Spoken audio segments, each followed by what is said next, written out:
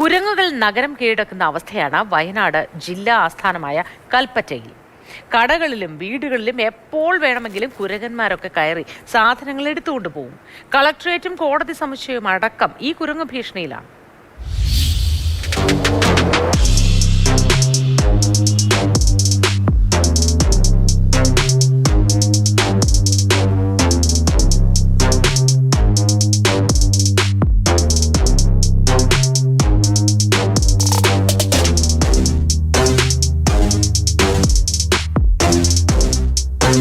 കൽപ്പറ്റയിലെ വീടുകളിലും കെട്ടിടങ്ങളിലും ജനലോ വാതിലോ അടയ്ക്കാൻ മറന്നുപോയാൽ ഇതാണ് അവസ്ഥ.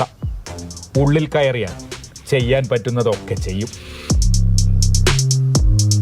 ടാങ്കിയിൽ ഇറങ്ങിയിട്ട് അതിനെ മൂടിയൊക്കെ തട്ടിയിട്ട് അതിൽ 3-4 ഇറങ്ങി കുളിച്ച് ഒക്കെ ചെയ്തിട്ട് രാത്രിയാണ് ഞാനും എൻ്റെ മോളെ കുട്ടിമ്പാടെ കഴുകി വൃത്തിയാക്കി 4 സൈഡിൽ കൂടി കയറിട്ട് കെട്ടിയിട്ട് ഇപ്പോൾ അതായത് ബാത്റൂമിൻ്റെ ജനലുണ്ടായിന് അതിൻ്റെ ഉള്ളിൽ കൂടി കയറിയിട്ട് പിന്നെ അടുക്കളയിലേക്ക് വന്ന് ചോറ് തിന്നുക, സ്റ്റോർ റൂമിൽ കയറിയിട്ട് പാട്ടകൾ, കടലമാവിൻ്റെ പൊടി, റവ എല്ലാം എടുത്തുകൊണ്ട് അരി വാരിയിടുക.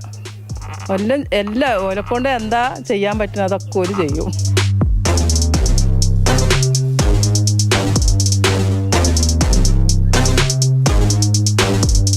ഫ്രിഡ്ജ് അടക്കം തുറക്കുന്നുണ്ട്. ഫ്രിഡ്ജിൻ്റെ താഴെ ഇങ്ങനെ വലിച്ചിട്ട് ഉള്ളികളും കാര്യങ്ങളൊക്കെ എടുത്തിട്ട് പോകുന്നുണ്ട്. അടുക്കളയ്ക്ക് സീലിംഗ് ഇല്ല, അതുകൊണ്ട് നമ്മൾ ഇട്ടിട്ടിരിക്കുക. മോളുടെ ആണെങ്കിലും നമ്മൾ തുണിയൊക്കെ വിരിച്ചിട്ട് കഴിഞ്ഞിട്ടുണ്ടെങ്കിൽ അതൊക്കെ വലിച്ച് താഴെ ഇടും, അതിൽ മണ്ണിലിട്ട് പരട്ടിക്കളയും, അങ്ങനെയുള്ളതൊക്കെ ചെയ്യുന്നുണ്ട്.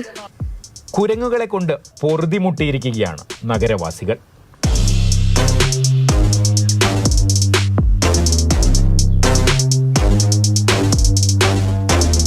പുര പൊളിച്ച് കുരങ്ങിനിടാൻ കഴിയും, പുര പൊളിച്ച് കുരങ്ങിടും. അങ്ങനെയാണ് ഇവിടുത്തെ സ്ഥിതി. ഞങ്ങളെങ്ങനെയോ ഇതിൻ്റെ ഉള്ളിൽ ഒരു വാതിൽ ഞങ്ങൾക്ക് തുറക്കാൻ പറ്റില്ല കുരങ്ങിനെ. ഇപ്പം ഞങ്ങളെക്കൊള്ളയും വരുത്തി തുടങ്ങിക്ക്. ആദ്യമൊന്നും അങ്ങനെ വരുത്തില്ലേനു, ഇപ്പം ഞങ്ങളെക്കൊള്ളയും വരുത്തി തുടങ്ങിക്ക്.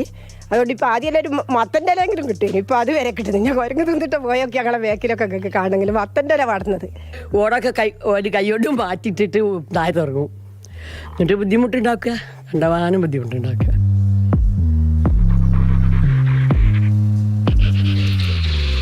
പഴങ്ങളോ പച്ചക്കറികളോ നട്ടുവളർത്തിയാൽ മുഴുവൻ കുരങ്ങുകൾ കൊണ്ടുപോകും. എനിക്ക് ഇപ്രാവശ്യം തന്നെ ഒരു 25,000 റുപ്യൻ്റെ ഫ്രൂട്ട്സുകളെല്ലാം നഷ്ടം വന്നത്. ഞാൻ നഷ്ടപരിഹാരത്തിന് കൽപ്പറ്റ ഫോറസ്റ്റിലേക്ക് അപേക്ഷ കൊടുക്കുകയും അവരത് നിരസിക്കുകയാണ് ചെയ്തത്. അവർ പറഞ്ഞ കാരണം എന്താ വെച്ചാൽ ഫ്രൂട്ട്സിന് അങ്ങനെ ഒരു വകുപ്പില്ല, നിങ്ങൾ കാപ്പിയോ കുരുമുളകോ വാഴയാണെങ്കിൽ നിങ്ങൾക്കത് നഷ്ടപരിഹാരം ചെറിയൊരു തോതിൽ തരാം, ഇതിനൊരു വഴിയില്ല.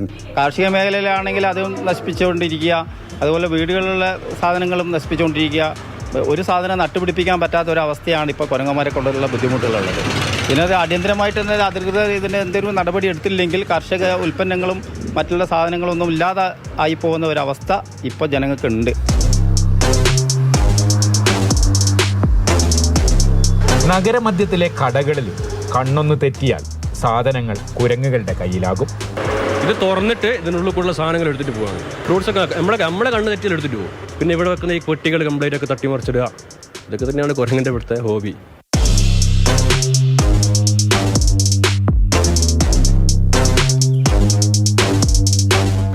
കൽപ്പറ്റ നഗരത്തിലെ കുരങ്ങ് ശല്യം പരിഹരിക്കാനുള്ള മാർഗങ്ങളെക്കുറിച്ച് ചർച്ച തുടങ്ങിയിട്ട് പതിറ്റാണ്ടുകളായി. പക്ഷേ നഗരത്തിൻ്റെ മുക്കിലും മൂലയിലും ഇപ്പോഴും കുരങ്ങന്മാർ വാഴുകയാണ്. കമൽ, മാതൃഭൂമി ന്യൂസ്, വയനാട്.